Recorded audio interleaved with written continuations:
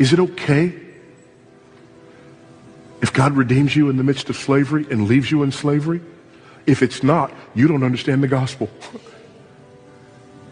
Is it okay that God redeems you in the midst of bondage and leaves you in the midst of that bondage, never to get you out?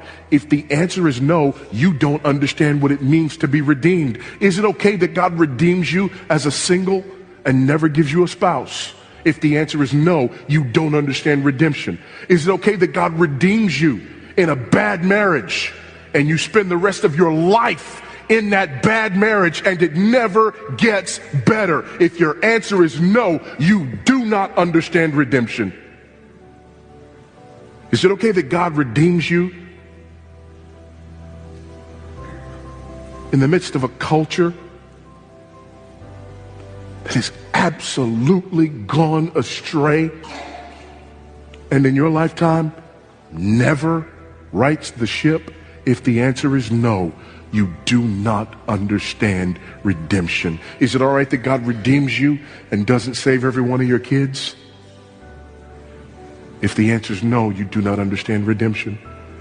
Is it all right that God redeems you and you never ever become wealthy or healthy or prosperous? If the answer is no, you do not understand redemption. Is it okay that God redeems you and yet you're sick in your body and or your mind? If your answer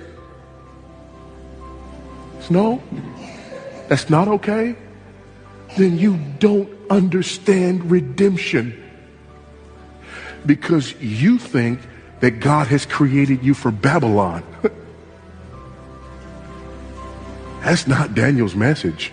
Daniel's message is, God has me in Babylon, but he didn't create me for Babylon. What did he create me for? Here's the beauty. And I don't want to step on chapter 2 before we get to chapter 2. But I cannot imagine what it felt like for Daniel to stand there and interpret Nebuchadnezzar's dream. Nobody would tell him what the dream was or what it meant. Daniel goes and he prays and he comes back. And again, in the midst of captivity, we'll deal with it in more detail, but for now, just listen to this. They're in captivity. Daniel, he's gone. Here's Daniel, who basically by this point says, my country's gone, being burned with fire. I'm not going to have any children. My line is going to be gone. It's over for me. And they're teaching me these occultic practices. I got nothing. But Daniel, who has the ability to interpret dreams, all of a sudden gets a call.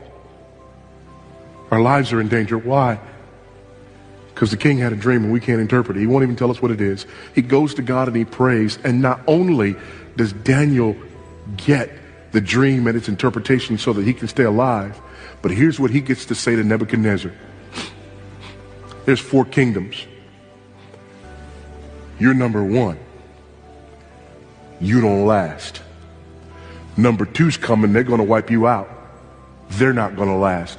Number 3's coming, and they're going to wipe out number 2, but they're not going to last. Why? Because there is a kingdom coming that is going to stand forever.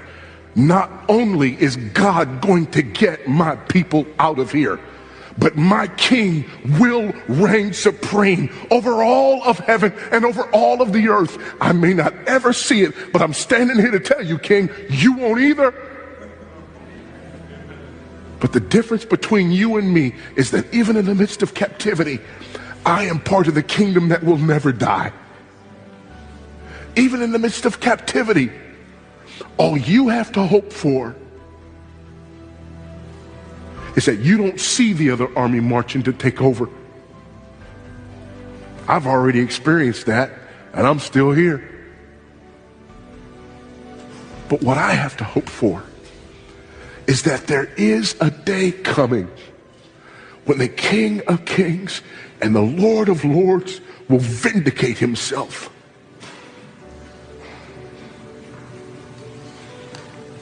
And I be maybe your slave now, but I'm his son forever.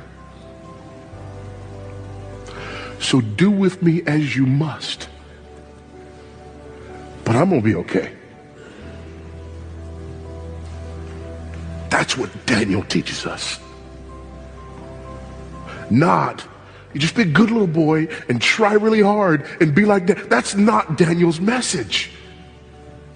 Daniel's message is, if you're a good little boy and you study hard and you're attractive and articulate and intelligent, God may send an army to come and destroy you, kill your family, carry you off to a foreign land, castrate you so that you never have a future or a family, and then teach you occultic practices and have you spend the rest of your days in a land that's not your own.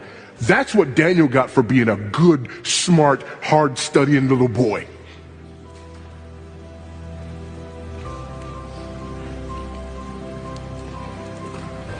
He didn't have kids, but he's got a book in the Bible. And though he is dead, yet he speaks.